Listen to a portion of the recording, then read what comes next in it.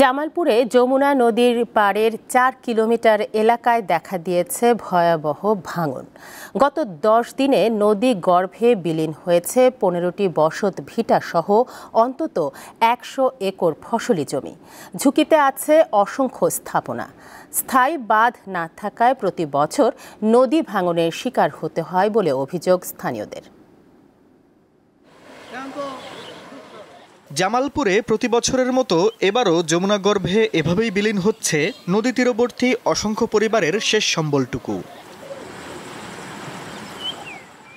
যমুনা নদীর পানি বৃদ্ধির সঙ্গে সঙ্গে মাদারগঞ্জ উপজেলার পাকরুল ও আশপাশের এলাকায় দেখা দিয়েছে তীব্র ভাঙন। এতে বসত ভিটা হারিয়ে খোলা আকাশের নিচে পরিবার ও গবাদি পশু নিয়ে দুর্বিষহ দিন পার করছেন ভুক্তভোগীরা।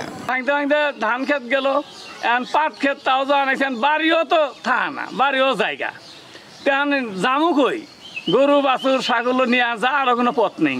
অনেক জমি জমা ছিল গেছে গা, আজ বাড়ি ভাঙ্গা হলো, আবার কালকে ভাঙ্গা নাকবেছে, এরকম মানে অস্থিরত পড়ে গেছি। কোন জায়গায় যে আমরা ডান্ডামু বর্তমানে যে ভাঙনি আজকে একবারই ভাঙলাম, বোঝা যে এই বেলা আরেকবারই ভাঙা নাকতেছে, এরকম অবস্থা হয়ে গেছে নদী, খুব ভাঙন।